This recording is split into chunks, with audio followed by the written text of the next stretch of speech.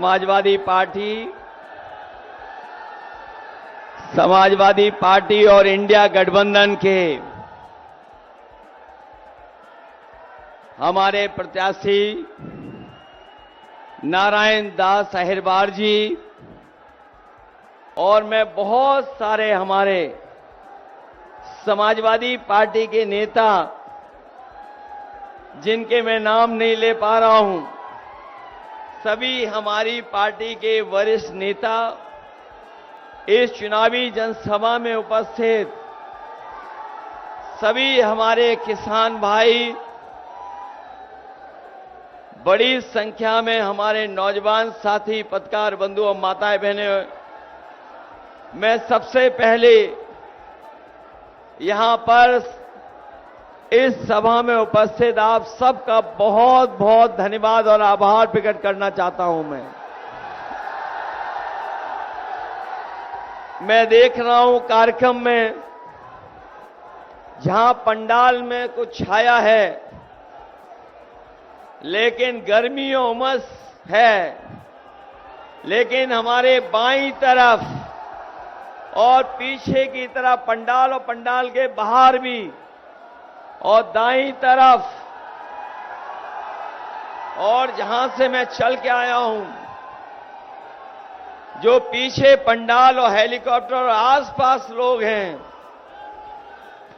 जहां इतनी तपती हुई गर्मी है, दोपहरी है, थोड़ी बहुत धूप अपनी गमछों से बचा रहे हैं, लेकिन उसके बावजूद भी बड़ी संख्या में हमें लोग दिखाई दे रहे हैं। ये जो जन सैलाब दिखाई दे रहा है, ये जो समर्थन है जन सैलाब का, ये बता रहा है कि नारायण दास अहिरवार जी इस बार रिकॉर्ड मतों से जीत करके जा रहे हैं। अभी तक जो चुनाव आप लोगों ने देखा होगा, 4 चरणों में चुनाव हो चुका है। 4 चरणों का चुनाव हो चुका है। 4 चरणों के चुनाव की हवा बुंदेलखंड तक पहुंच गई होगी। ये भारतीय जनता पार्टी के लोग 4 चरणों में धराशायी हो चुके हैं और जब ये चुनाव बुंदेलखंड की तरफ आया है तो बीजेपी का जो अहंकार है, बीजेपी का अहंकार को बुंदेलखंड की जनता उनके अहंकार को खंड खंड करने का काम करेगी। जहां हमारी बुंदेलखंड की धरती के लोग अपने दुश्मन को पहचानते हैं, जहां बुंदेलखंड इनके अहंकार को खंड खंड कर रहा है, जहां बुंदेलखंड की जनता अपने दुश्मन को पहचानती है, वहीं इस बार बुंदेलखंड के लोगों ने ये मन बना लिया है कि जिन लोगों ने उन्हें धोखा दिया है, उनका इस बार भ्रम दूर करने का काम बुंदेलखंड की जनता करेगी। अब चुनाव आया है असली पथरीले इलाके में और उस क्षेत्र में चुनाव आया है जहां पर बीजेपी की झोली कभी खाली नहीं गई। आपने भर भर के वोट दिया बुंदेलखंड की जनता ने। इनके लोकसभा के सांसद भी जीते। 10-10 साल से यहां पर सांसद हैं। सरकार इनकी 10 साल से है। उत्तर प्रदेश की सरकार 7 साल से है। बताइए इनसे हिसाब लोगे कि नहीं लोगे इस बार चुनाव में? जो बुंदेलखंड की जनता और खासकर उरई, जालौन और कालपी की जनता को इस सरकार ने कुछ नहीं दिया। इनकी दिल्ली वाली सरकार, लखनऊ वाली की सरकार इन्होंने इस क्षेत्र के लिए और इस क्षेत्र के विकास तो दिया ही नहीं और यहां से योजनाएं भी दूर रखी और उसका परिणाम ये हुआ कि ये सरकार जो कहती थी कि किसानों की आय दोगुनी कर देंगे, हमारे बुंदेलखंड के किसान जानते होंगे उनकी लागत बढ़ गई, लेकिन उनकी पैदावार की कीमत या आय जो बढ़ाने की बात कही थी, आज हमारा किसान संकट में चला गया। इनकी आय दोगुनी नहीं हुई, न आय दोगुनी की और महंगाई बताइए कहां पहुंचा दी। महंगाई आसमान पहुंचा दी। आज चाहे वो खाद खरीद रहा होगा किसान, चाहे डीएपी ले रहा होगा, चाहे कीटनाशक दवाई ले रहा होगा, सिंचाई के लिए अगर डीजल ले रहा होगा, बिजली ले रहा होगा, आज हर चीज भारतीय जनता पार्टी की सरकार में महंगी हो गई। और जिस समय हमारे किसान की फसल तैयार हुई, इस सरकार ने कोई व्यवस्था नहीं की जिससे हमारे किसानों की फसल की कीमत भी मिल पाती। न केवल हमारे किसानों को धोखा दिया, बल्कि उनकी हर फसल में इन्होंने लूटने का काम किया। बताओ कि बुंदेलखंड के हमारे किसान भाइयों, गरीब भाइयों, इन्होंने आपको लूटा कि नहीं लूटा? और जो लोग भरोसा दिला के गए थे कि आय दोगुनी हो जाएगी, आज 10 साल बाद बताओ आपकी आय दोगुनी हो गई क्या? हमारा किसान और गरीब संकट में चला गया। जब इनकी मदद होनी चाहिए थी, इन्होंने बड़े बड़े उद्योगपति, बड़े कारोबारी और जो बड़े संपन्न लोग हैं उनकी मदद की भारतीय जनता पार्टी ने। अभी जब कर्ज माफी की बात आई, इन्होंने करोड़ों करोड़ों रुपए जिन्होंने कर्ज लिए थे बैंकों से, उनका तो कर्ज माफ कर दिया, लेकिन हमारे गरीब किसान जिन्होंने मात्र लाखों में कर्ज लिया होगा, उनका कर्ज माफ नहीं किया।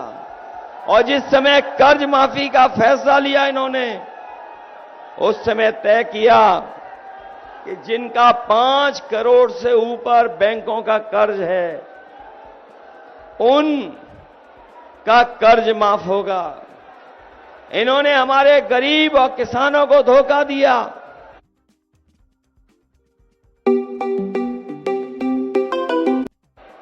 इसलिए ये नियम बनाया 5 करोड़ से ऊपर का, क्योंकि हमारे गरीब और किसानों का तो कर्ज केवल लाखों में है, करोड़ों में नहीं है। इसलिए हम अपने किसान भाइयों को और गरीब भाई बहनों को कह के जा रहे हैं, समाजवादी पार्टी और इंडिया गठबंधन की सरकार बनने जा रही है। इन्होंने उद्योगपतियों का कर्ज माफ किया, बड़े लोगों का कर्ज माफ किया। हम इंडिया गठबंधन और समाजवादी लोग अपने किसानों का, गरीबों का पूरा कर्ज माफ करेंगे। न केवल कर्ज माफ होगा, बल्कि अपने किसानों की जो मांग रही है कि हमारा फसल जो पैदावार है उसकी कीमत मिले, फसल की कीमत दिलाने के लिए इंडिया गठबंधन और समाजवादी पार्टी ने तय किया है कि आपको कानूनी अधिकार दिला करके फसलों की एमएसपी देने का काम होगा। आपको इस एमएसपी के लिए और किसानों की फसल की कीमत के लिए और काले कानूनों के खिलाफ हमारा किसान न केवल यहां पर आंदोलन कर रहा था, बल्कि दिल्ली तक आंदोलन करने गया था। और किसानों ने आंदोलन किया, पूरे देश के किसान दिल्ली को घेर के बैठ गए। इन बीजेपी वालों ने कोई परवाह नहीं की। लगभग 1000 किसान शहीद हो गया। और आज अगर आंकड़े हम लोग देखें, हमारे पत्रकार साथी जागरूक हैं, वो जानते होंगे, जब से बीजेपी की सरकार आई है, हमारे किसानों ने 1 लाख पूरे देश में आत्महत्या की है। सोचिए, बीजेपी की सरकार जब से आई है, पूरे देश में 1 लाख किसानों ने आत्महत्या की है। और ऊपर से ये काले कानून ला रहे थे, एमएसपी नहीं दे रहे थे। हम अपने किसानों का जहां कर्ज माफ करने का फैसला ले रहे हैं, वहीं हर फसल की एमएसपी दिला करके अपने किसानों को खुशहाल बनाने का काम करेंगे। हमारे नौजवान साथी जानते होंगे, मेहनत कर करके, कोचिंग करके, तैयारी करके जब परीक्षा देने गए और जब परीक्षा दे करके लौटे, इनका पेपर लीक हो गया। और ये नौजवान जान रहे होंगे, जितनी भी भारतीय जनता पार्टी की सरकार में परीक्षाएं हुई, सब परीक्षाओं के पेपर लीक हो गए। और कोई 1-2 परीक्षाओं के पेपर लीक नहीं हुए हैं, 10 से ज्यादा परीक्षाएं हुई, सबके पेपर लीक हो गए, परीक्षाएं रद्द हुई।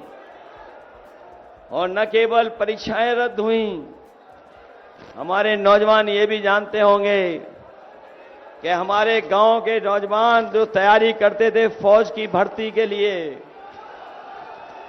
जो खेतों से लेकर के कस्बों और सड़क पर दौड़ करके अपने फिजिकल एग्जाम की तैयारी करते थे, इस बीजेपी की सरकार ने वो भी नौकरी फौज की आधी अधूरी बना दी। ये जो अग्निवीर की 4 साल की नौकरी है, हम समाजवादी लोग अपने नौजवानों को भरोसा दिला के जा रहे हैं, ये अग्निवीर वाली 4 साल की नौकरी को हम कभी स्वीकार नहीं करेंगे। जब सरकार बनेगी दिल्ली में 4 जून के बाद, नौजवानों, ये अग्निवीर व्यवस्था हमेशा हमेशा के लिए खत्म हो जाएगी।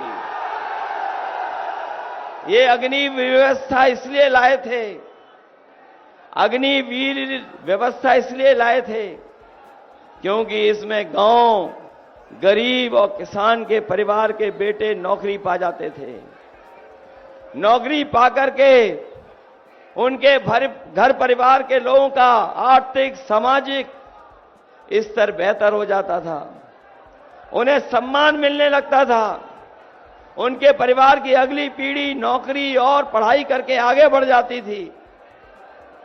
इसलिए इन्होंने जानबूझ करके गांव के परिवारों की खुशहाली ना आए उनके परिवार में, इसलिए अग्निवीर की आधी अधूरी व्यवस्था लागू की।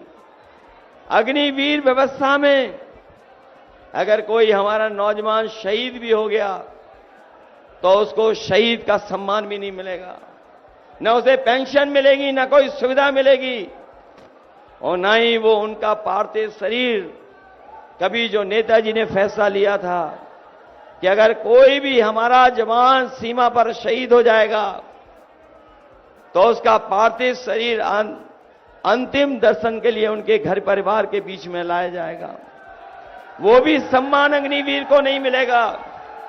इसलिए समाजवादी पार्टी और इंडिया गठबंधन ये मानता है कि सरकार में आते ही अग्निवीर व्यवस्था हमेशा हमेशा के लिए खत्म हो जाएगी। बताओ, बीजेपी के लोग धोखा दे रहे हैं कि नहीं दे रहे हैं? इन बीजेपी वालों की हर बात झूठी निकली कि नहीं निकली? इनका हर वादा झूठा निकला कि नहीं निकला? बीजेपी वालों ने पहले बोरी से चोरी की। पहले बोरी की चोरी कितनी की और फिर कितनी और चोरी कर ली? बताओ, 10 किलो की चोरी की कि नहीं की? और ये चोरी कभी कभी सोचते होंगे आप लोग कि ये बोरी की चोरी इन्होंने कहां से सीखी है। कभी आपने बाजार में पार्ले जी का बिस्किट पैकेट देखा था, बड़ा वाला? पहले कितना बड़ा पैकेट आता था? और अब कितना पैकेट हो गया? अब कितने बिस्किट इस पैकेट में आते हैं? याद रखना, बीजेपी वाले आ गए तो एक बिस्किट का पैकेट आपको खरीदना पड़ेगा। ये बोरी की चोरी इन्होंने पार्ले जी बिस्किट से सीखी। महंगाई बढ़ाई, मुनाफा कम नहीं किया इन्होंने। न केवल बोरी से चोरी की है, बताओ दवाइयां महंगी हो गई कि नहीं हो गई? जो बुखार हमारा आपका पैरासिटामोल गोली जो हम खाते थे 500 mg की, बीजेपी की सरकार आने से पहले याद कीजिए 500 mg की गोली में बुखार ठीक हो जाता था। और अब आप ले रहे हो डोलो 650 mg, तब भी बुखार नहीं ठीक हो रहा। बताओ दवाई महंगी हो गई कि नहीं हो गई?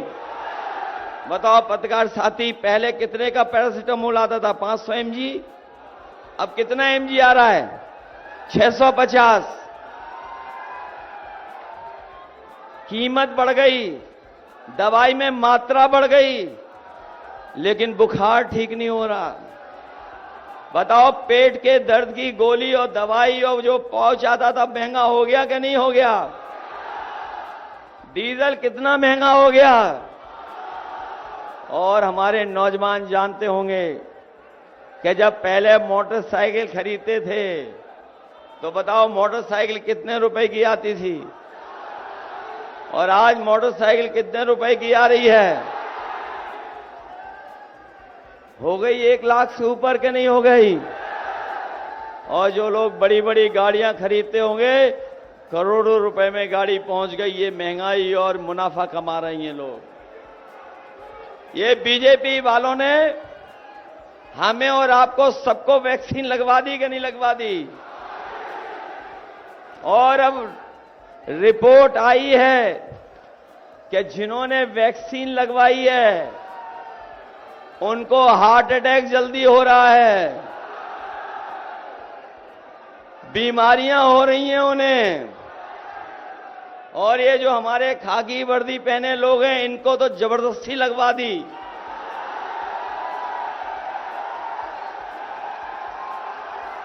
बताओ जबरदस्ती लगाई कि नहीं लगा दी? लेकिन हम बच गए, हमने नहीं लगवाई। और अब वैक्सीन कंपनी वाले ये लोग कह रहे हैं कि हम वैक्सीन वापस ले लेंगे। बताओ लगी हुई वैक्सीन हमारे शरीर से कैसे वापस निकालेंगे? बताओ आप। आपने ये पता किया कि नहीं पता किया? जो वैक्सीन कंपनी है वो कह रही है कि अब हम वैक्सीन वापस ले लेंगे। बताओ जो वैक्सीन हमारे आपके शरीर में चली गई वो वापस कैसे ले लेंगे?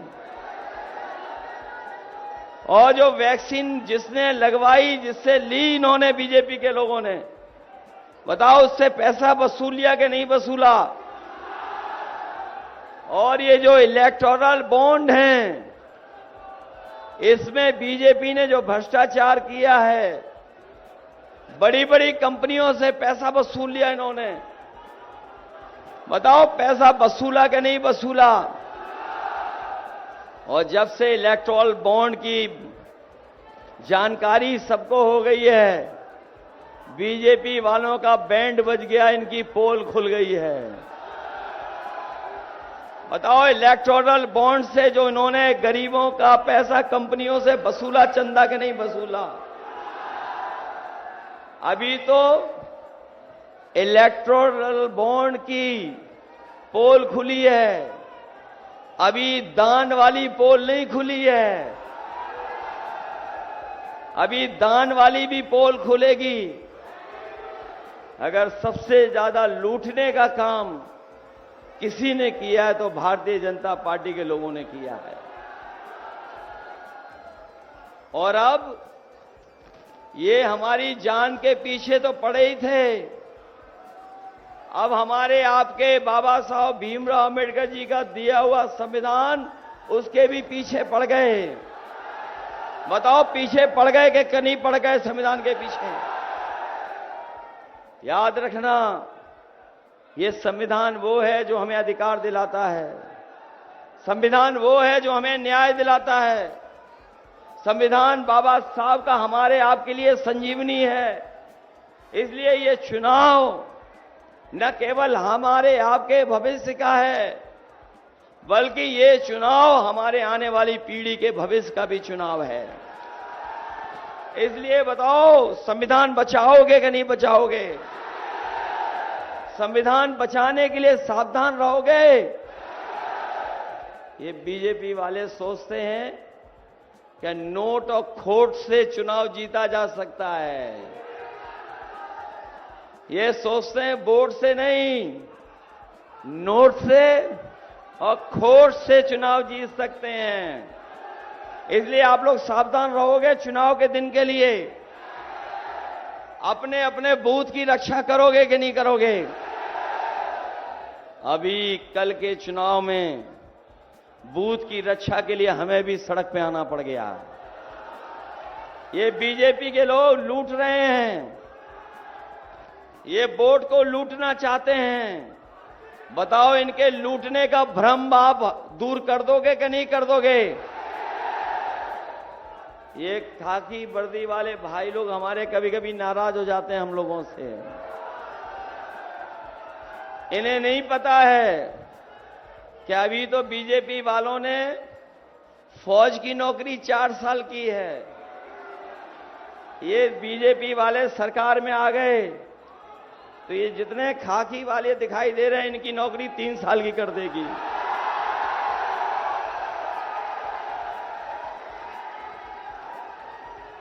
कभी कभी जब ये बात मैं कहता हूं तो ये बोलते हैं कि संभव नहीं है। बताओ, आप में से कितनों को पता था कि अग्निवीर नौकरी हो जाएगी 4 साल की? बताओ आप बताओ, कितनों को पता था कि हवाई अड्डे बिक जाएंगे कि नहीं बिकेंगे? बताओ, हवाई जहाज बेच दिए कि नहीं बेच दिए इन्होंने? ये जो टेलीफोन की कंपनियां बेच दी कि नहीं बेच दी? हमारी इलाहाबाद बैंक थी यूपी की, बताओ बेच दी कि नहीं बेच दी? जो पानी के जहाज थे वो बेच दिए, बंदरगाह बेच दिए। बताओ, नौकरियां आउटसोर्स कर दी कि नहीं कर दी सरकारी विभाग में? और जिस यूपीएससी के माध्यम से बड़े बड़े आईएएस आईपीएस बनते थे, बताओ विदेश से ला करके लेटरल एंट्री से आईएएस बना दिए इन्होंने कि नहीं बना दिए? और मैं आपको जानकारी दे दूं कि जिस तरीके से बड़े बड़े उद्योगपति बैंकों का पैसा लेके भाग गए, उसी तरीके से भारतीय जनता पार्टी ने जिन्हें आईएएस बनाया था लेटरल एंट्री से, वो घोटाला कर करके भारत छोड़ के चले गए। हमारे पत्रकार साथियों, जानकारी कर लेना, जो लेटरल एंट्री हुई उसमें तो पहले आरक्षण नहीं हुआ और बिना आरक्षण के नौकरी दे दी, 3 साल की नौकरी दे दी उनको, और उसके बाद वो भारत छोड़ के चले गए। न केवल ये लेटरल एंट्री वाले आईएएस भारत छोड़ के चले गए, बल्कि हमारे किसान भाई जानते होंगे, जब इन्होंने डीएपी खरीदी होगी उसके साथ साथ 1 बोतल नैनो यूरिया भी खरीदी होगी। बताओ, नैनो यूरिया खरीदनी पड़ी कि नहीं खरीदनी पड़ी? आपसे जबरदस्ती खरीदवा दी कि नहीं खरीदवा दी? कोई हमें बता दे कि नैनो यूरिया से किसी की पैदावार बढ़ी हो तो बता दो हमें। सुनने में आया है कि नैनो यूरिया देने वाला भी भारत छोड़ करके भाग गया। इसलिए सावधान हो कि नहीं हो? और जब राशन ये देते थे तो राशन में क्या क्या दे रहे थे? चना दे रहे थे, चुनाव में नमक दे रहे थे, रिफाइंड तेल दे रहे थे, और आपसे वोट ले लिया और उसके बाद राशन में अब क्या क्या दे रहे हैं आपको? क्या दे रहे हैं राशन में आपको? ये कोई नई पौष्टिक चीज दे रहे हैं आपको लगता है? ये कौन सी पौष्टिक चीज दे रहे हैं राशन में आपको? इसलिए अपने हम गरीब भाइयों को, बहनों को, परिवारों को कह के जा रहे हैं, याद होगा जब समाजवादी सरकार थी, हम लोगों ने समाजवादी पैकेट में आपको घी और दूध भी दिलवाया था। याद है कि नहीं याद है? इसलिए अपने गरीबों को हम कह के जा रहे हैं, राशन की गुणवत्ता को बेहतर करेंगे। और इधर जो संपन्न लोग हैं, और जो बड़े शहरों में रह रहे हैं लोग, वो पैकेट का आटा खा रहे हैं, पैकेट का गुणवत्ता के साथ पौष्टिक आटा खा रहे हैं। हम अपने गरीबों को कह के जा रहे हैं कि समाजवादी सरकार आने वाले समय में दिल्ली में होगी, आपको पौष्टिक पैकेट आटा के साथ साथ डाटा भी फ्री दिलाने का काम करेंगे। और डाटा इसलिए फ्री देंगे,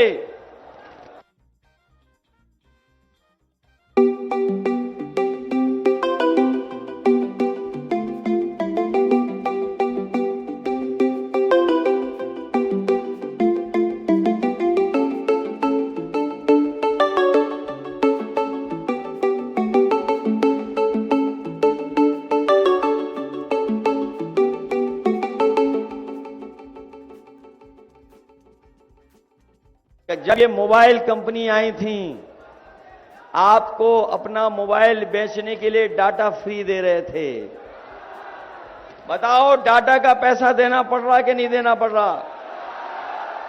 और जब कोरोना आया था तो हमारे गरीब परिवारों के बच्चों का 1 साल, किसी का 2 साल खराब हो गया। इसलिए खराब हो गया क्योंकि वो ऑनलाइन पढ़ाई नहीं कर सकते थे, क्योंकि उनके पास लैपटॉप नहीं था, मोबाइल नहीं था, इंटरनेट नहीं था। इसलिए हम अपने नौजवानों को, गरीबों को कह के जा रहे हैं, जहां पे राशन की मात्रा बढ़ाएंगे, राशन की गुणवत्ता बेहतर करेंगे, पौष्टिक आटा देंगे और आटा के साथ साथ डाटा भी फ्री देने का काम करेंगे। याद होगा आपको, समाजवादियों ने इतना बड़ा लैपटॉप दिया था आपको,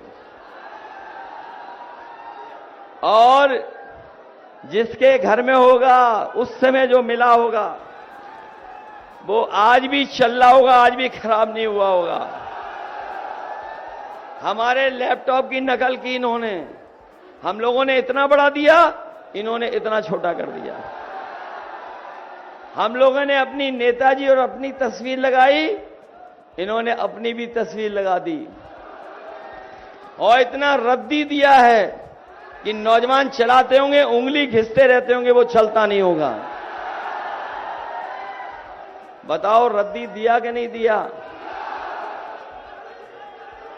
इसलिए जहां समाजवादियों ने काम किए थे, आपकी एम्बुलेंस दी थी, यहां मेडिकल कॉलेज नेताजी ने दिया था, अगर याद हो आपको। और ये मेडिकल कॉलेज इसलिए दिया था कि दूर दराज हमारे बुंदेलखंड की जनता गरीब है, अगर उसके परिवार का कोई सदस्य बीमार हो जाए तो उसे लेके भागना पड़ता था बड़े अस्पताल में, कई बार झांसी, कई बार कानपुर। उसका पूरा पैसा नोच लेते थे, प्राइवेट अस्पताल के लोग पूरा पैसा वसूल लेते थे और उसका इलाज नहीं हो पाता था। इसलिए नेताजी ने आपके यहां मेडिकल कॉलेज दिया था, लेकिन मेडिकल कॉलेज को इन्होंने बर्बाद कर दिया। गरीब का इलाज नहीं हो रहा वहां पर, न दवाई है, न कोई है इंतजाम, न ऑपरेशन कर पा रहे हैं। और जो मशीनें नेताजी ने दी भी थी समाजवादी सरकार में, वो सब मशीनें इन्होंने मेडिकल कॉलेज की बर्बाद कर दी। न केवल मशीन बर्बाद की, बल्कि पूरा का पूरा मेडिकल कॉलेज बर्बाद कर दिया। और उसके साथ साथ जो आपके गांव में आपकी मदद के लिए एम्बुलेंस पहुंचती थी, वो एम्बुलेंस भी अब इन्होंने खराब कर दी। एम्बुलेंस नहीं पहुंचती गांव आज गरीब के लिए। और पुलिस को जो 100 नंबर दी थी, जो इनके लोगों ने 112 कर दिया, 100 का 112 जैसे ही हुआ, हमारे पुलिस वालों को लगा कि अगर सरकार ने नंबर बढ़ा दिया तो हमें भी अपना रेट बढ़ा देना चाहिए। और अब 100 नंबर मिला करके बुलाते हो तो पुलिस के लोग दोनों पक्षों से पैसा वसूल लेते हैं। बताओ, व्यवस्था को खराब कर दिया कि नहीं कर दिया? इसलिए सावधान रहोगे आप लोग। बताओ, हम लोग बगल की लोकसभा जीत गए कि नहीं जीत गए, राजा रामपाल जी? और उसके बगल में कन्नौज है, बताओ जीत गए कि नहीं जीत गए? इटावा आपके बगल में है, जीते कि नहीं जीते? और मैनपुरी लाखों वोटों से जीत गए कि नहीं जीत गए? और जब इन्हें कन्नौज वालों को लगा कि हम लोग जीत जाएंगे, हम मंदिर में चले गए दर्शन के लिए, आशीर्वाद के लिए। बताओ, इन्होंने मंदिर धोया कि नहीं धोया? बताओ, ये पता है आपको कि नहीं पता है कि जिस मंदिर में हम गए उस मंदिर को धुलवाया इन्होंने कि नहीं धुलवाया? लेकिन हम बधाई देंगे कन्नौज की जनता को, जिन्होंने भारतीय जनता पार्टी को वोट डाल के धोने का काम कर दिया। बताओ, ऐसे लोगों को आप लोग धोगे कि नहीं धोगे? एक हमें भी धोखा देके गया है, एक हमें भी धोखा देके गया है। वो तो हमारे पूर्व मंत्री श्री रामपाल भी जीत जाते, ये हमारे मंत्री जी भी जीत जाते, लेकिन हम उनकी मीठी मीठी मीठी बातों में फंस गए। बताओ, ये जो मीठी बात बोलते हैं उनको धोगे अपने वोट से कि नहीं धोगे? ये चुनाव समुद्र मंथन की तरह है, संविधान मंथन होने जा रहा है। एक तरफ वो लोग हैं जो संविधान बचाना चाहते हैं, दूसरी तरफ वो लोग हैं जो संविधान को बदलना चाहते हैं। बताओ, संविधान बदलने वालों को आप बदल दोगे कि नहीं बदल दोगे? बड़े बड़े शहरों में इन्होंने बड़ी बड़ी होर्डिंग लगाई हैं डबल इंजन की। उरई जालौन में भी लगी होगी एक आध। बड़े कस्बों में, शहर में, कानपुर में, झांसी में डबल इंजन वालों ने होर्डिंग लगवाई है, लेकिन उन होर्डिंगों में एक इंजन पहले से ही गायब है। और यहां का एक खटारा इंजन है। बताओ, कितने साल से हैं वो सांसद खटारा इंजन? कितने साल हो गए? और पहले के 5 कितने हो गए? इन सांसदों को हटाओगे कि नहीं हटाओगे? इन्हें वापस पहुंचाओगे? और इस बार मदद करोगे हमारी कि नहीं? बताओ, ये जो सड़क पे नई भर्ती हुई है, इससे परेशान हो कि नहीं हो? ये खेतों में तार लगाना पड़ रहा है कि नहीं लग रहा? बताओ, हमारे देश के प्रधानमंत्री जी ने कहा था 2022 में कि 15 दिन के अंदर हम अन्ना जानवरों की समस्या का समाधान कर देंगे। बताओ, कितने दिन हो गए जब उन्होंने कहा था? बताओ, हमारी गाय मां मर रही कि नहीं मर रही? उनका भूसा, उनका चारा कोई और खा रहा है कि नहीं खा रहा है? और जो हमारे उत्तर प्रदेश के मुख्यमंत्री जी, उनका एक फेवरेट जानवर है, एक उनका बहुत प्रिय जानवर है, वो अक्सर सड़क पे दिखाई देता है। और कोई दिन नहीं बचा जिस दिन यूपी में कोई उससे टकराता ना हो, उसकी जान न चली जाती हो। बताओ, ये समस्या है कि नहीं है? इसलिए आप लोग सब मदद करना हमारी। बताओ, नारायण दास अहिरवार जी की मदद करोगे आप? मदद करोगे सब लोग? और यहां पर जो खटारा पार्टी का खटारा इंजन जीत रहा है, उसको हटाओगे? मैं आपको भरोसा दिला के जा रहा हूं कि जो विकास की गति दी थी हम लोगों ने, जो विकास की शुरुआत की थी, चाहे एम्बुलेंस, चाहे मेडिकल कॉलेज, चाहे सड़कें चौड़ी, चाहे लोहियाबाद, बहुत सी सुविधाएं, और समाजवादी पेंशन भी दी थी अपनी माताओं बहनों को। पहले तो हम लोग केवल 6,000 रुपए दे पा रहे थे। इस बार तो इंडिया गठबंधन और समाजवादी पार्टी ने तय किया है, अपनी गरीब माताओं बहनों को लखपति बनाने का काम होगा। उनके अकाउंट में लाख रुपए भेजने का काम होगा।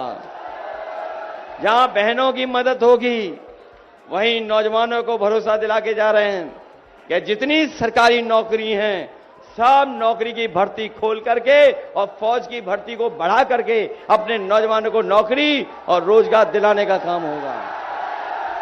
इसलिए दीजिए, आप लोग मदद करिए। मदद करोगे सब लोग?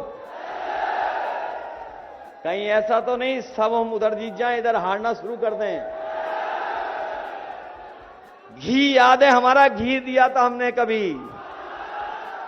इसलिए जहां हम लोगों ने सुविधाएं दी, मदद दी, राशन बेहतर करेंगे, नौकरी रोजगार का इंतजाम करेंगे, और जो सुविधाएं देना शुरू किए थे, मेडिकल कॉलेज, एम्बुलेंस, पुलिस को, उन व्यवस्थाओं को और बेहतर करेंगे, और अपने किसानों को उनकी फसल की कीमत देने का काम करेंगे। साथ ही साथ जाति जनगणना होगी, संविधान बचाएंगे, और आरक्षण के लिए भी हम लोग लड़ने का काम करेंगे। इसलिए मदद करिए हमारी, और एक एक वोट साइकिल पर डाल करके इन्हें ऐतिहासिक वोटों से जिता दोगे। आपको ये खबर कैसी लगी है, उस पर अपनी राय कमेंट बॉक्स में जाकर जरूर दें। अभी तक हमारे चैनल को आपने सब्सक्राइब ना किया हो तो सब्सक्राइब बटन पर क्लिक करें, बेल आइकन को प्रेस करें, जिससे कि हमारी पढ़ने वाली प्रत्येक खबर का नया नोटिफिकेशन सबसे पहले आपको प्राप्त हो।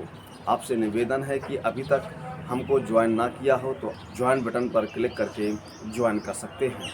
हम फिर मिलेंगे एक नई खबर के साथ, तब तक आप हमको इजाज़त दीजिए। जय भारत, जय हिंद।